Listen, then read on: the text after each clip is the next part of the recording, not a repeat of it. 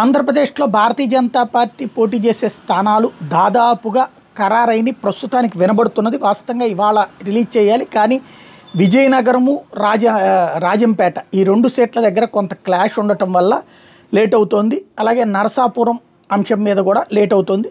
తిరుపతిలో Varaprasad YSR Congress party MLA sitting ఎమ్మెల్యేని చేర్చుకుని ఆయనకి ఇస్తున్నారు. ఆయన జనసేన మధ్యన ప్రయత్నించారు కాబట్టి సీట్ ఇవ్వట్లేదు కాబట్టి ఆయన ఆగిపోయారు. ఇప్పుడు ఆయన బీజేపీలో చేరిపోయారు. ఆల్రెడీ ఆయనకి తిరుపతి సీట్ కన్ఫర్మ్ అయ్యేటప్పటికి చేరిపోయారు. గతంలో ఒకసారి ఆయన 99లో తిరుపతిలో ఎంపీగా గెలిచారు బీజేపీ తరఫున, అందుకని ఆయన చేరారు.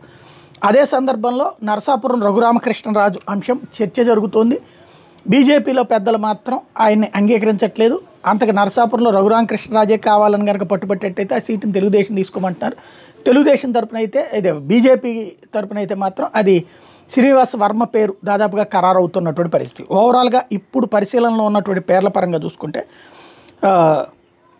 రాజమండ్రి పురంధేశ్వరి, అనకాపల్లి సీఎం రమేష్, అరకు కొత్తపల్లి గీత, రాజంపేట కిరణ్ కుమార్ రెడ్డి, తిరుపతి వరప్రసాద్ మాజీ ఎంపీ, అట్లాగే నరసాపురం శ్రీనివాస్ వర్మ ఏపీ బీజేపీ రాష్ట్ర కార్యదర్శులకి దాదాపు ఖరారంటే.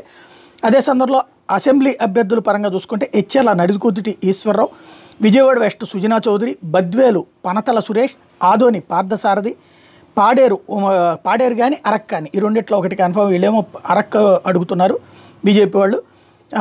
ఉమామహేశ్వరరావు, అట్లాగే ధర్మవరం వరదాపురం సూరి లేదా సత్యకుమార్, జమ్మలమడుగు ఆదినారాయణ రెడ్డి, కైకలూరు కామినేని శ్రీనివాస్ లేదా తపనా చౌదరి, వైజాగ్ నార్త్ విష్ణుకుమార్ రాజు పేర్లు దాదాపుగా ప్రస్తుతం ఫైనల్ స్టేజ్లో ఉన్నాయి. ఇక తుది నిర్ణయం తీసుకోవాల్సింది అధినాయకత్వం.